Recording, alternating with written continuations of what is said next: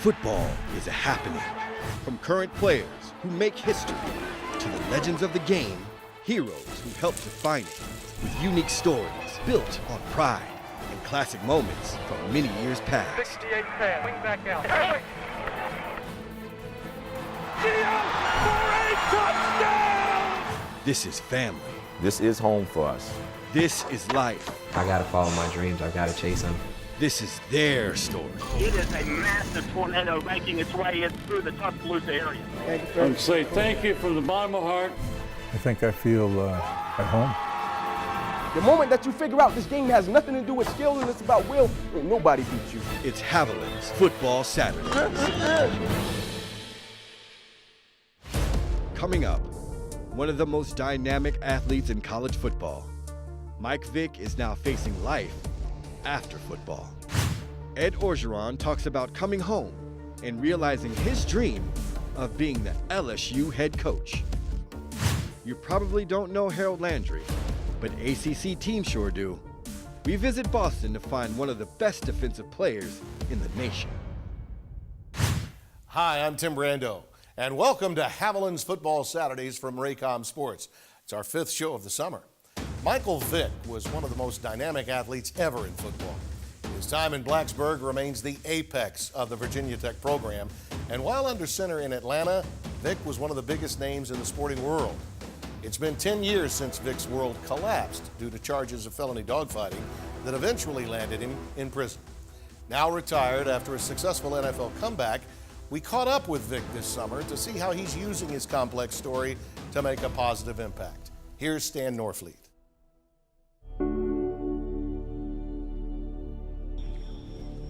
Well, y'all warmed up and ready to go? Yes, sir. Y'all ready for some football? Yes, sir. 100% effort. All right, let's go. Here we go. Work hard on 3. 1, 2, 3. Work hard! So you get better. Get a little bend. There you go. Bend your knees a little bit. We're at V7 Elite Playmaker Showcase Series for the middle school. We've been to Nashville, Tennessee. We've been to Dallas, Texas. This week in Atlanta, Georgia. Nice route, nice route. That's execution at its finest. Great job. Guys that have been through, some of the things that you've been through. Some guys go to the league office. Yeah. Some guys go to the team that they gravitate to the most. You chose these kids. Yeah. Why? I chose to work with kids. I feel like it's all about the next generation. Listen, y'all should either be on one knee or standing up. You can be a football player, you can be a football player at all times. Mike Vick is out here. He's not just out there just signing autographs. He's actually participating with the guys, so it's very good. We need more athletes, as a statue to come back. I know they're dreaming the dream right now as young kids, and that's great, but they also have to know what happens in between. And in order to be I think the best football player that they can be, or the best individual, or the best man that they can be, it has to come from some other form of guidance. If I would have had this at a young age, I would have been 10 times better than what I was. Where did you get the passion for the game from? I credit my grandmother. When I was 6 years old, I grew up watching the Redskins, and I wanted to be a Redskin. I wanted to play in the National Football League. I was dreaming, and I just thought it was a calling in my life. Touchdown kick, Michael Vick. Best offense in the country, baby. We're on our way. The most amazing talent I've ever seen. How quick he got rid of the ball, and then his ability to keep a play alive. Turning on the Jets, look at that speed! He's racing all the way into the end zone! Touchdown Tech! They couldn't catch him! Michael Vick! Everything that we did was catered towards what I could do. We didn't throw it as much, but I was efficient. I led the nation in passing efficiency as well. Touchdown Tech! Oh, what a throw by Vick! Whenever Michael Vick was on the field, the team was in scoring position. You had the feeling that the next snap, something exciting was going to happen and the band was going to play. revolutionized the position. I can still remember the first time I ever saw him play on television. I really thought he was from another planet. Goes airborne into the end zone. Touchdown Tech. A sensational flip by Vick. I looked up to him before I even played football. Just watching him play at Virginia Tech. I can be right there in front of him. He still make a mess. He's the best player I ever seen play. You finished third on the Heisman. Were you the best player in the country? Yes, I will say I was the best player in the country that year. I probably didn't win the Heisman because I was a freshman. If you go back and watch what I did, it's something that you probably have never seen before. Coach Bowden was the established, legendary head coach of the Noles. They had been the #1 team in the preseason. They were at the height of the Seminole dynasty. I think our approach was that we were playing off house money, we made it.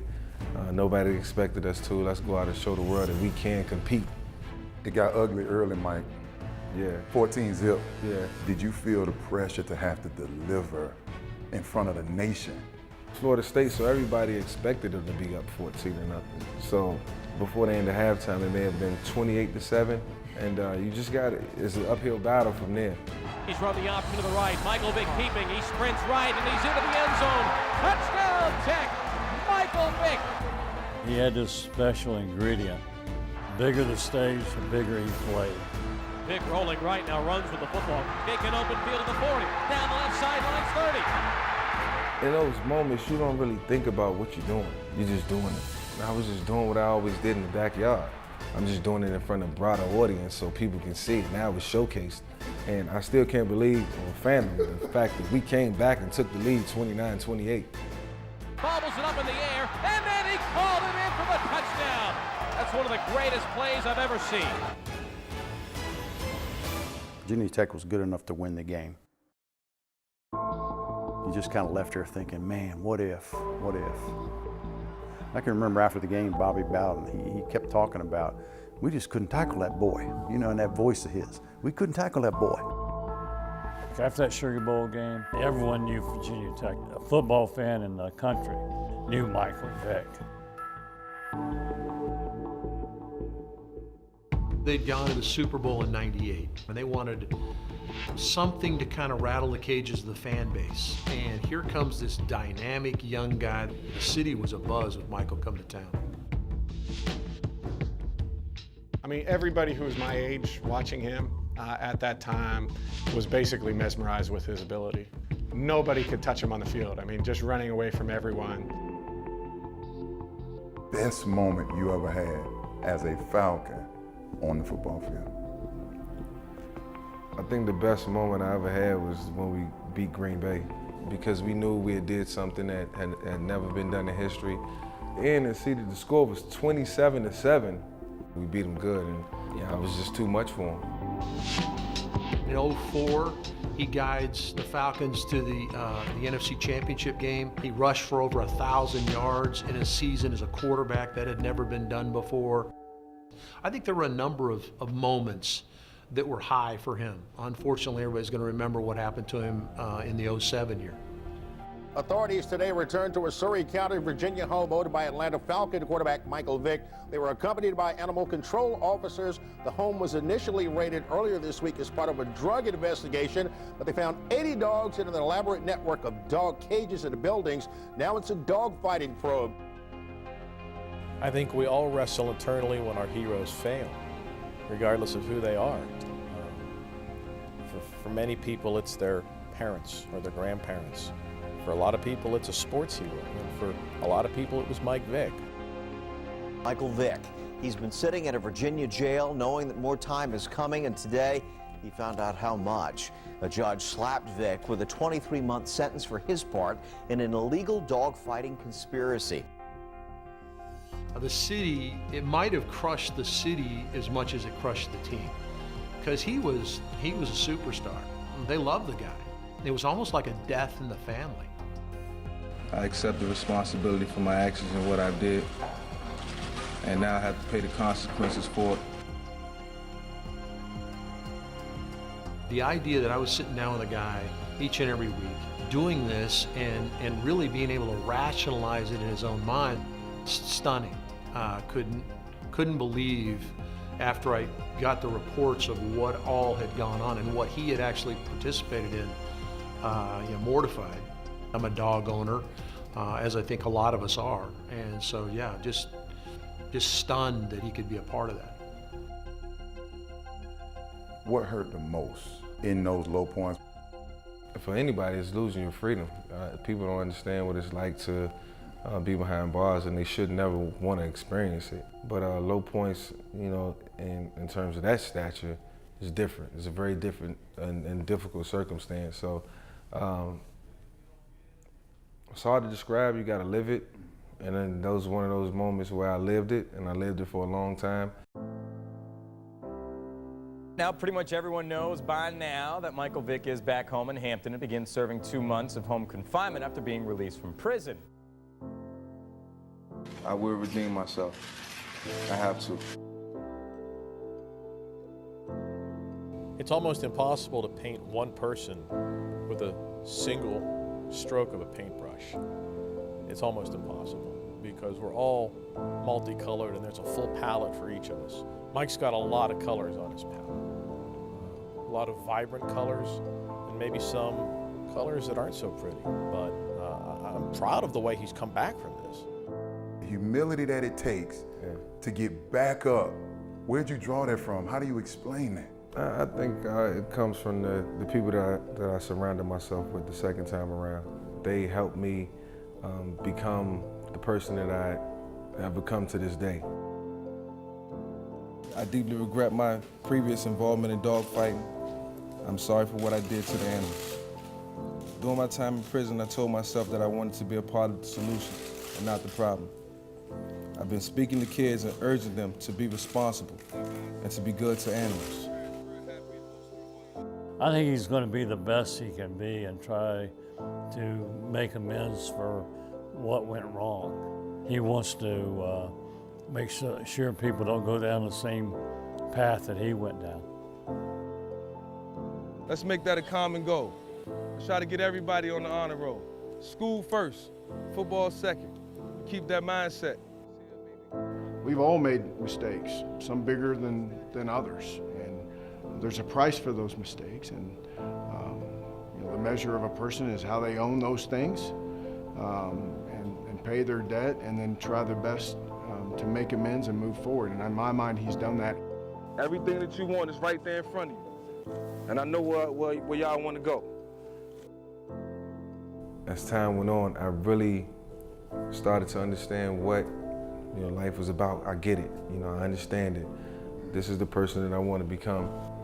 If I can help make a difference or be an instrument of change, then this is what it's going to be.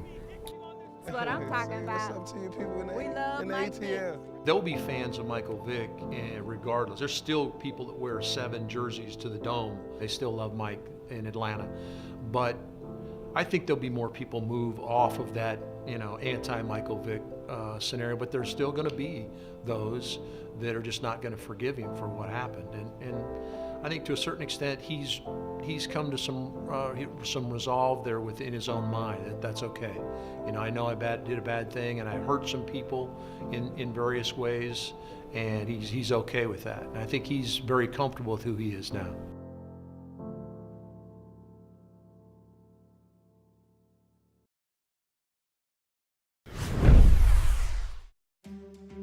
Michael Vick's legacy will always be a complicated one. While his transgressions will make him unredeemable to some, he has paid his debt to society. And it seems he's willing to use his story as a cautionary tale for the next generation. In an age of polarized thinking and hot takes, any true evaluation of Vick requires something many don't have time for these days: nuance. While his past actions, both good and bad, will always make him a subject of spirited debate, it looks like Michael is starting a new chapter in his life. There's no doubt that Ed Orgeron feels right at home as the LSU head coach. We visit the new leader of the Bayou Bengals in Baton Rouge to talk about his dream job. Haviline's Football Saturdays returns. You can see it on the man's face. Ed Orgeron is home.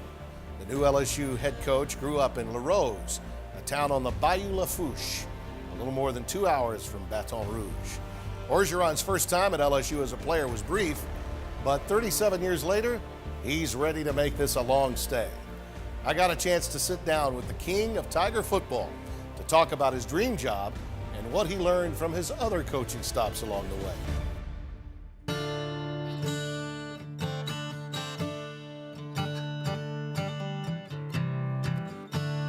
Down by the river I fall, and I'm trying to catch my breath.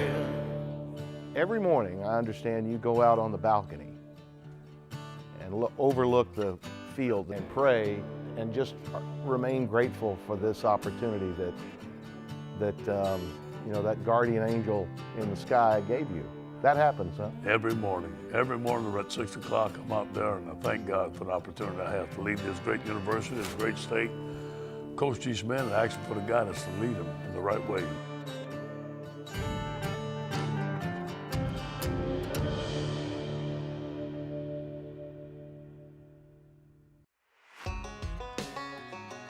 I want to go back to growing up there in Bayou Lafourche. Your dad had a vegetable stand and he worked on tugboats. That's right. And yeah. What was it like for young Bebe growing up in that part, the waterways and the Gulf of Mexico, all that was going on growing up? It was fantastic. It was a tough way of living.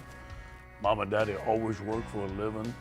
You know, the vegetable stand helped me recruit. You know, come on over here and get some vegetables as a young kid. You know, I grew up a rich man in my mom and daddy's house. You know, they taught me how to compete. They taught me how to worldly things. They taught me how to go to school, wanted education, and play football. I loved it. So my dad taught me how to coach. And I wanted to coach since I was 6 years old. I wanted to be a leader. And we were raised in a town where football was king. And I'd watch LSU football. I'd watch LSU football and watch LSU football and want to become like. Right. And it was just a tremendous time growing up. I got to tell you a story about my mother, because I looked just like her. Coco. And it's where I get my enthusiasm from. Yeah. So we're playing a big game. We had South Lafourche, and then maybe the quarterfinals of my junior year. We're on the way to state championship. And I wake up at 6 o'clock in the morning. I smell breakfast, but it was different. Mm-hmm. It was fried shrimp. I wake up and say, man, that's fried shrimp. She's not cooking already. And all of a sudden, she bangs on the door. She has my football helmet on. She has pom-poms in one hand and a shrimp pull bar in the other hand. Let's go, boy, we got to win tonight.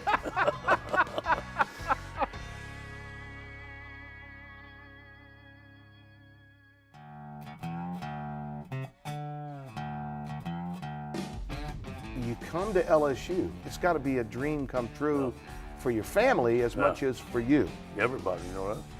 You know, when you sign with LSU, the boy from Louisiana, it's a big deal. What happened? You know, I spent 2 weeks here. I had never been away from home. And we went to New Orleans when we were young. We had to bring a change of clothes.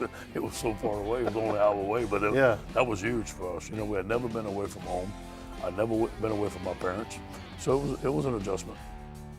They moved me from defense to offense. I got homesick. I went home.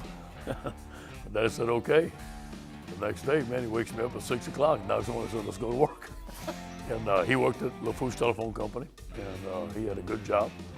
And he put me digging ditches on the side of the road. And I'll never forget, the people would slow down. And they had a couple of expressive words to call me. And it was the worst day of my life. Yeah. And my dad just said, dig, keep digging. Yeah. And I spent about 2 or 3 months there, and Bobby Bear calls me. He says, baby, you want to come to school at Northwestern? I said, hell yeah. Where's it at? I'm coming. The A and the T was in Natchitoches. I bet you couldn't spell Natchitoches, I couldn't even spell Natchitoches, but I'd heard about Northwestern State because Bobby had been there. Wonderful career. I think everything happened for a reason. I loved it. I started as a freshman. I was playing with good guys, man. Cajun Cannon is your quarterback. Bobby's the quarterback. Bobby's my roommate. We went hard on the field. We went hard off the field. We had a blast. But you know what? My whole mission was not to play football there. I found out my whole mission was to help me get the coaching profession. My option was to go back to South Louisiana, work at the phone company or shovel shrimp. Yeah. I'm not doing that. Right. And I wanted to coach, and that's why I coached so hard. I want to go back to when you got out of Northwestern State and became a GA, and then I want to say went to McNeese, where your two boys are playing now. You're the twins, and then the call from Arkansas to be a strength coach. That's right. Take us through that period for you when you got through playing. Another point of adversity. I got through playing. Bill Johnson took me down to McNeese State. I was coaching there for a year. The coach was going to hire me full time. That would have been a big deal. Yeah. Something happened. He couldn't hire me full time, so I went home. Then I got a job shoveling shrimp in the shrimp shed. Making good money, but working 12, 15 hours a day. A little better than digging ditches. A little better than digging ditches, a little bit more money. Yeah. So I'm working in there all summer, and all of a sudden I'm in the boat, and somebody calls me, "Baby, you got a call from Arkansas." Man, no cell phones back then, so I go up on the deck, I get a call. It's a guy who worked at Northwestern State. He says, "Hey, there's an assistant shrimp job in Arkansas. You want?" I said, "Hold on." I was in my shrimp boots, I had my shrimp shovel. I threw it in the bayou, and again, I said, "Hell yeah, where's Arkansas, man? I'm coming." It's a little further north than that. It's a little further north. Here I come. So you're on Hatfield's staff at that point, Ken Yes. Hatfield. And then, like in a hiccup, you're at Miami. Yes. With Jimmy and later with Dennis. Yes. Coaching Warren Sapp, for crying out loud. It was just a great time in my career to be with Jimmy Johnson. Dave Wanstead was a defensive coordinator. Butch Davis was a D-line coach. Dave Campbell was the defensive backfield coach, and me and Tom Tuberville were GAs. Yeah. It was a wonderful time. That's where I learned how to coach. It seems like I think most people today identify your history as USC's, and that's understandable. There were two opportunities, and the first one came, people forget, it was Paul Hackett. That's exactly right. That was coaching. Yes. When you initially went there, but Yes. when he was fired, you were able to get Pete, and then another stage of your development began. No question. I was out recruiting for 2 weeks. I didn't know who the head coach was going to be. It was a Saturday night late. I'm watching Long Beach Poly play. I'm on the sideline, and Pete Carroll comes up to me. And he goes, "Ed?" I said, "Yeah, Pete Carroll." I'd met him one time. I said, "Hey, Coach, how you doing?" He goes, "What are you doing here?" I said, "I'm recruiting." He goes, "Recruiting for who? Y'all got fired." I said, "They got fired. I didn't." He goes, "What do you mean?" I said, "They told me if I wanted to stay on the staff to continue to recruit." And he says, "You've been recruiting?" I said, "Yeah, I've been recruiting for 2 weeks." I said, "What are you doing here?" He said, "I'm going to be the head coach at USC tomorrow." And he says, give me a call. And that's how I got on staff. If there's one thing from the time spent with Pete Carroll that you gleaned and use every day in coaching, what would it be? How to handle players on a daily basis. Handle them like you would handle your own son. Make them feel loved. Let them know you have the knowledge, and get them behind you. When Pete walked in the room, everybody was behind Pete Carroll, and that's what I wanted at LSU. When the athletic director at the time and the president at the time of Ole Miss went searching for a coach, I think I just had an interview. I probably wasn't the top candidate, but through that interview, I captured Robert Kayat, and I thought that was the difference. So when you got there, you immediately went into overdrive with recruiting. My friend Bruce Feldman wrote a book with you and talked about that. And you did bring in incredible talent. But bringing it in is one thing. Making it a cohesive group is another. What are the regrets? What didn't you do well that you learned from that helps you now? So when I went to Ole Miss, I coached the whole team like I coached Warren Sapp. Quarterbacks and those receivers and those DBs wasn't used to that. And I was hard on the staff. I wanted everybody to be like me. Yeah. And that didn't work. So when I fired from Ole Miss, I called my mentor, and he said, "Listen, the only person you can change out of the whole situation is you. And it's so easy to do this." He said, "You're going to look at yourself in the mirror, and we're going to write down the things that you need to change, because you're going to be a head coach again." So that's what I started doing. You mentioned coaching Warren Sapp and how the toughness and being how do you take that, Ed, that mindset of being a position coach, and then become a CEO of position coaches and coordinators as a head coach. How do you do that? How do you execute that? Take the foot off the gas pedal just a little bit. Breathe deep. Breathe deep. And let the guys manage their position. I let the coaches coach. I still motivate, I still recruit, but let them coach. I want to fast forward now to that period where you were out of coaching, didn't know what was going to happen, and USC happened again. And now you get a chance to be the interim. Yeah. And I frankly thought you were going to get that job. So did I. Was that a real disappointment? Maybe the low of lows? Yeah, you know, I had to tell the team bye. That was one of the hardest things I ever had to do besides the day buried my father. They didn't want me to leave. I became a father-like figure to those young men. Yeah. And they counted on me and I counted on them. We left and I was on the plane and I told my wife, I said, besides the day I buried my father, this is the worst day of my life. She goes, no, it's not. And I looked at her, I said, what? She goes, God has a better plan. Yeah. I said, it better be good, baby. We just lost a job from USC. And you know what? She was right. As you look at everything in the rearview mirror, you can see the overall plan. And the overall plan was for me to come home to LSU and be the head coach. When you found out from Coach Miles that this was going to happen, that you were going to be a part of this staff, I know you well enough to know that in itself was a huge deal for you. I was elated. You know, being at USC, being at Miami, being at other schools, Syracuse, being at Ole Miss, I always wanted to coach at LSU. Yeah. There was something about this Bayou blood running into me, what it would be like to coach in Tiger Stadium. Every time I passed across the bridge, and did it many times, my head was just doing this. You know, so I just felt unfinished business since I quit the team. Yeah. And I felt like I wanted to come back here, and my goal was to get back to LSU. We visit the new leader of the Bayou Bengals in Baton Rouge to talk about his dream job. Haviline's Football Saturdays returns. Welcome back to Haviline's Football Saturdays.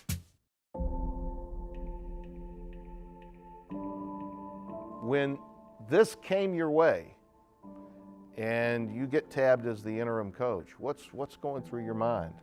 I felt bad for Coach Miles, but I knew this. Being an interim coach before, I knew the team needed me. The reality of being the head coach and being named the head coach for good, when it's your baby. Yes. Then what? You would think it'd be nervousness, you would think it'd be anxiety. It was complete opposite. There was a feeling of peace, a feeling of confidence. We're ready to do this thing. In a lot of ways, there are those in life that just for whatever reason have to do things the hard way. Yes. And it looks like even in your coaching career, it's always been that way. Yeah, but then the work ethic always got you back. I always kept on working. I always was able to make adjustments. I always was able to learn on the run and learn from my mistakes, and hopefully I don't make the same mistake twice. Yeah. And my experience at Ole Miss, I know now happened for a reason. Right. Obviously, I wasn't ready to be a head coach, but we had done a lot of things there in the recruiting. We did some good stuff, but I wasn't able to be a CEO. It helped me to face that adversity. The 5 years that I waited to be a head coach again, I wrote down some things that I wanted to do better. I implemented that at Southern Cal. It worked very well. I didn't work out there, but I had a plan that God wanted me home, represent my people, come back with my family, and now I'm ready to be a great head coach for LSU. You know, truthfully, every other place you've been, maybe not so much at SC, because the diversity and just the way they roll in Southern California, you were mocked. That's right. Your accent was mocked. Oh, there were memes being done everywhere. Yeah, I'm so proud of being a Cajun. I never even once thought about changing my accent. Always was proud that people are going to accept me the way they are and get to know who I really am. Louisianians embrace their heritage. That's right. And I think that's part of why you're such a perfect fit. You know, I love representing the people that work on a daily basis to feed their family. We've got great people, love to have fun, love the LSU Tigers. You know, Tim, I can share this with you. When I step into the stadium, I feel connected to all 102,500 people that are pulling for LSU. Yeah. It's a special feeling. I've never felt that before in my life. You've spent a lot of time here with me today telling me how you've changed along the way. But what about Ed Orgeron won't change? Toughness, hard work, honesty, getting after it, very competitive. Love my team, love Louisiana, love football, love my family. Go to church on Sunday and do it on a daily basis. That's who I am. That's always the way I'm going to be, whether I'm the head coach at LSU, whether I'm an assistant. I'm the same man that walks into Rouse's. I go do the shopping for my family. I'm a family man. I love my kids. That's who I am. So these Monster Energy drinks, do they work? They do, but I have to say this, okay? Are you backing off a little bit? Well, you know, we're non-denominational, my family right now, but I wanted to go through a Lenten period, raised Catholic. Right. All right, so I gave up chocolate, energy drinks, and Diet Coke. Wow. And I lost weight. You look great. Feel better. And I want to say I haven't had one in a while. Okay. Now, I can't say so much about the chocolate.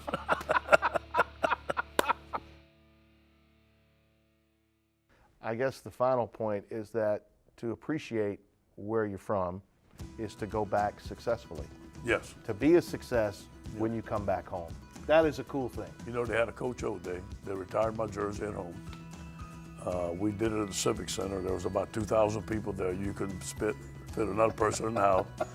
Fried shrimp and jambalaya served on white plates, and I was never so proud of a community in my life. Yeah. It was just like the Academy Awards on the Bayou. I was so proud of those people. The one thing that I've always said about your situation is that I couldn't be happier for you, and I think that's shared by everyone in the college football community. And I don't know of anyone in my profession that's not rooted for you. Thank you. I appreciate that.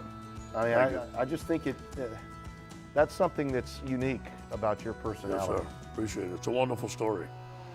It's a dream come true, really. It's a dream come true. It's one in a million for a boy from South Louisiana to be the head coach at LSU. It's a dream. God bless you. Thank you. God bless you. Good to see you, man. Go Tigers. Remember this name, Harold Landry.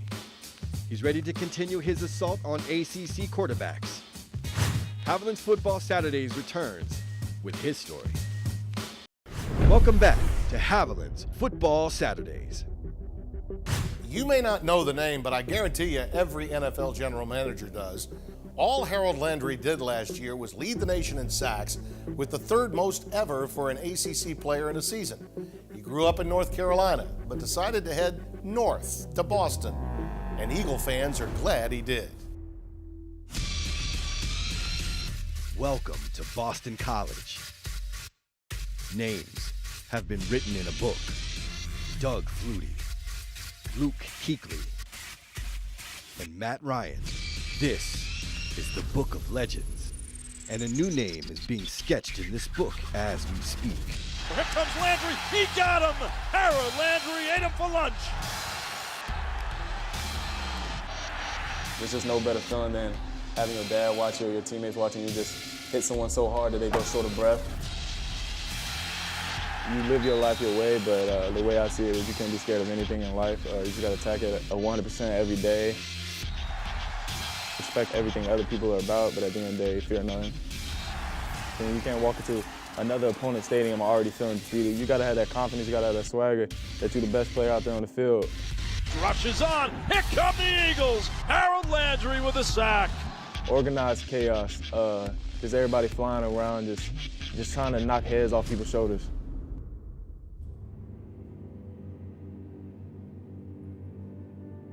Fayetteville, North Carolina.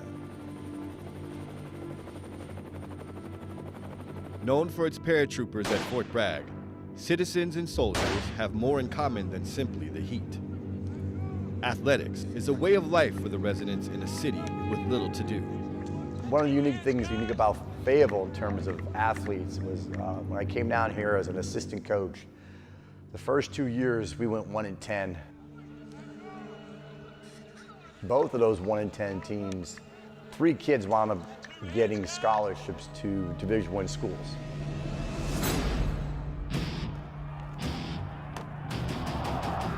The way I grew up in Spring Lake, and Fort Bragg, and Fayetteville, honestly, it was just school and then football. Harold was always one of the bigger kids, so my child was hurting their children, so it was, not that I was relieved, but I knew that he'd be okay. Harold, he would get up in the mornings before school, go work out, after school, go work out, always watching what, he worked very hard. When you tell Harold he can't do something, and he knows in order for him to be the best, you gotta be the best against the best. It was exciting. He was a good player right there in high school, especially this last year. I saw him catch one pass along the sideline. I said, that's an NFL catch there. You impressed me right then and there.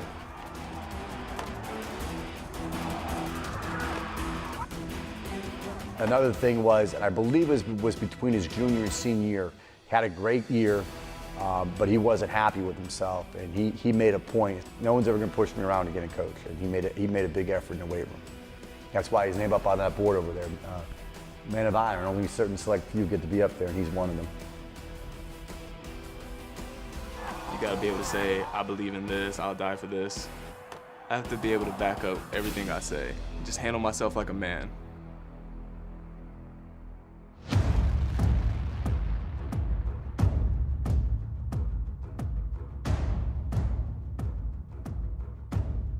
Those schools turned him down or gave him a second look. He's using that as motivation to do what he wants to do. He wants to go and be drafted. A lot of people were kind of looking at him, passing him by, and then he went and did the Shrine Bowl Combine, which is for the Shrine Bowl All-Stars, and he just tested very well. A couple of the coaches came to one of the high school games, and I think that's when he really made the decision that he was going to go to BC. After committing to BC, Harold's journey was far from over, as he fought to the top once again to prove to those who didn't invest in him that he would make it. His breakout season came his junior year, as he fought and scratched in a change of a new number to become the best defender in the ACC. Are you kidding me? Landry shot out of a cannon. That was the hit of the day, maybe of the year. Boy, that was a stunner. Took a mouthful of number 7.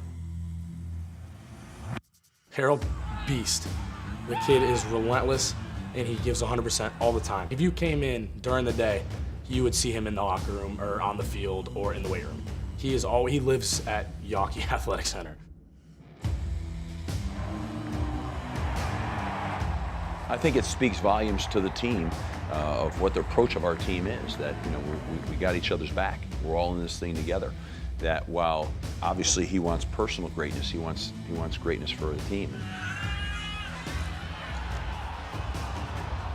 I think people underappreciate the feeling you can get from just watching like your boy next to you just dominate a guy and make a play. It's a great feeling. After a tremendous junior year, Harold came across one of the toughest and biggest decisions. Eagles try to get him, and they got him at the 40. Harold Landry brought him down. Rather to declare for the draft or stay his final year to get a diploma he fought so hard to gain, and play his senior year with his brothers at Boston College. So I think it speaks volumes to the character of the young man, that the degree is extremely important. His teammates are extremely important. His football program is extremely important. And also his future is extremely important. It's definitely important because everybody knows football is not going to last forever. I think the average span in the NFL is maybe 3 years. Obviously, I plan to play more, but if something was to happen to that degree, it's so critical. It puts me on a different level than my competition out there in the real world. He's definitely the hardest working guy here in the BC program, and someone that, you know, even veteran players like myself aspire to, you know, follow. I want to finish here as one of the greatest to ever play here. But most importantly, I want to just finish strong with my senior class. I want to be able to do something that BC hasn't done in a while since Matt Ryan was here. Just got to prove to everybody that BC's back.